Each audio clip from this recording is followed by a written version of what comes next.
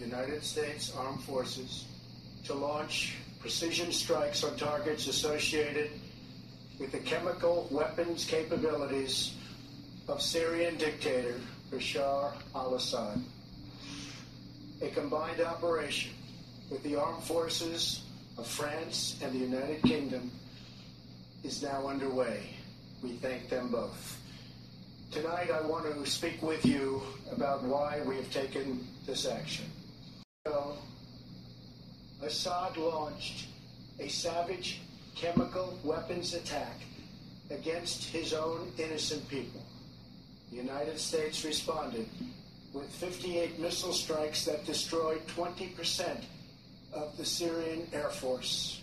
Last Saturday, the Assad regime again deployed chemical weapons to slaughter innocent civilians, this time in the town of Douma, near the Syrian capital of Damascus. This massacre was a significant escalation in a pattern of chemical weapons use by that very terrible regime. The evil and the despicable attack left mothers and fathers, infants and children thrashing in pain and gasping for air. These are not thrashing in pain and gasping for air. These are not the actions of a man. They are crimes of a monster instead. Following the horrors of World War I a century ago, civilized nations joined together to ban chemical warfare. Chemical weapons are uniquely dangerous, not only because they inflict gruesome suffering, but because even small amounts can unleash widespread devastation. The purpose of our actions tonight is to establish a strong deterrent against the production, spread, and use of chemical weapons. Establishing this deterrent is a vital national security interest of the United States. The combined American, British, and French response to these atrocities will integrate all instruments of our national power, military, economic, and diplomatic. We are prepared to sustain this response until the Syrian regime stops its use of prohibited chemical agents. I also have a message tonight for the two governments most responsible for supporting, equipping, and financing the criminal Assad regime. To Iran and to Russia, I ask, what kind of a nation wants to be associated with the mass murder of innocent men, women, and children? The nations of the world can be judged by the friends they keep. No nation can succeed in the long run by promoting rogue states, brutal tyrants, and murderous dictators. In 2013, President Putin and his government promised the world that they would guarantee the elimination of Syria's chemical weapons. Assad's recent attack and today's response are the direct result of Russia's failure to keep that promise. Russia must decide if it will continue down this dark path or if it will join with civilized nations as a force for stability and peace.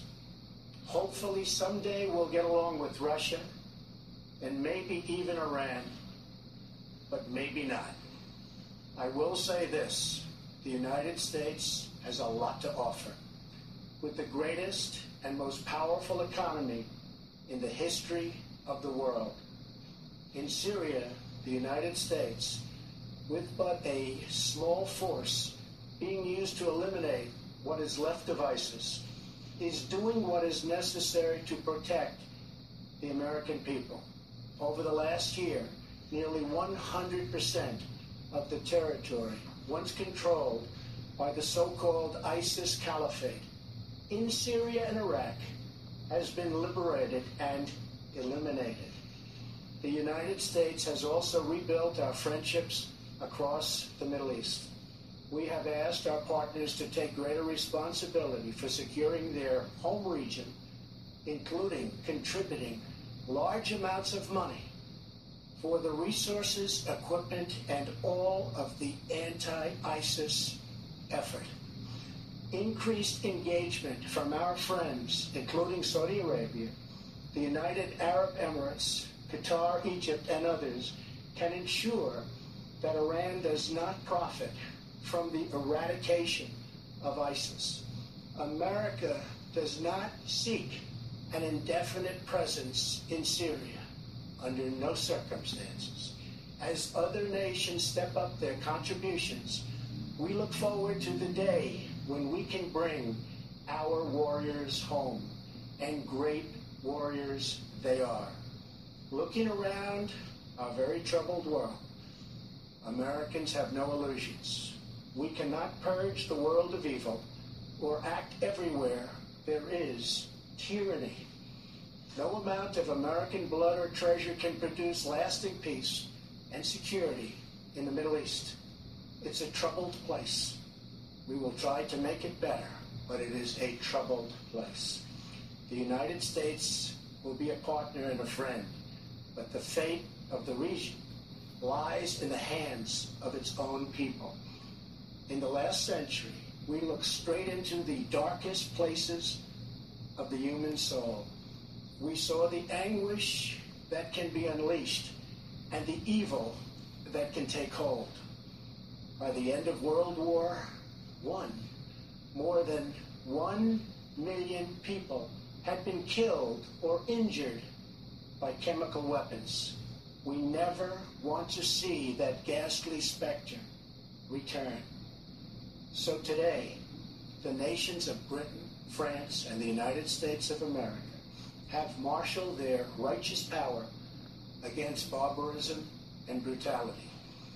Tonight I ask all Americans to say a prayer for our noble warriors and our allies as they carry out their missions. We pray that God will bring comfort to those suffering in Syria. We pray that God will guide the whole region toward a future of dignity and of peace. And we pray that God will continue to watch over and bless the United States of America. Thank you and good night. Thank you.